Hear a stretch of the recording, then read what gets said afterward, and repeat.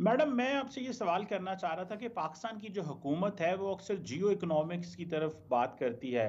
आपको लगता है कि ये जो ईरान के साथ अभी ये जो बॉर्डर बॉर्डर के ऊपर मजीद जो बाजार खोलने की बात हो रही है, लगता है कि हम जियो इकोनॉमिक्स की तरफ जा रहे हैं? अगर हम चाइना और ईरान के साथ कम से कम ये हमारे नॉर्मल हो जाए, तो आपको ये जो ईरान की जो साथ ओपनिंग है ये ट्रेड, क्योंकि कहते तो हम ज़रूर हैं लेकिन ईरान के साथ हमारे ताल्लुकात उतने अच्छे नहीं हैं जितने होने चाहिए।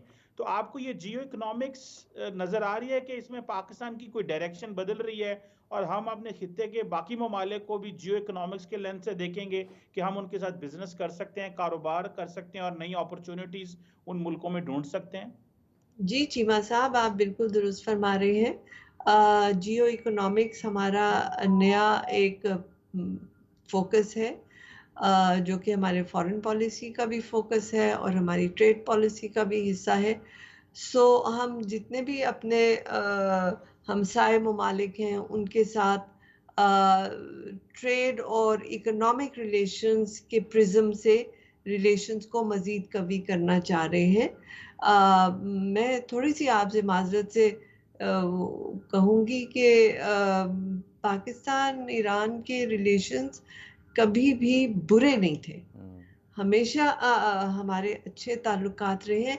हाँ, कभी आपके सेक्टेरियन इश्यूज़ आ गए, तो उससे थोड़े हिचेज़ आए, हम्म। लेकिन जहाँ तक हमारी इंटरनेशनल फ़ोरा पे रिलेशनशिप है, बहुत स्ट्रॉन्ग रही है हमेशा।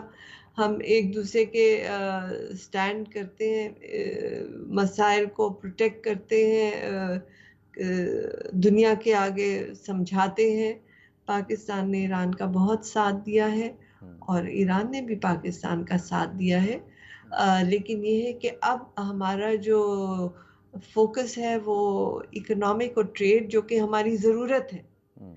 इसके बगैर आप आगे चल नहीं सकते। आप देखिए कि अब तक आप इम्पोर्ट ओरिएंटेड कंट्री रहे हैं, तो सब अपनी चीज़ें आपको बेचते रहे और आप देखिए कि अभी भी ईरान आपके ऊपर 18 बिलियन का जो है वो थ्रेट कर रहे हैं, डज़ लगाने की, अगर आप 2024 तक ये नहीं करते सेटल।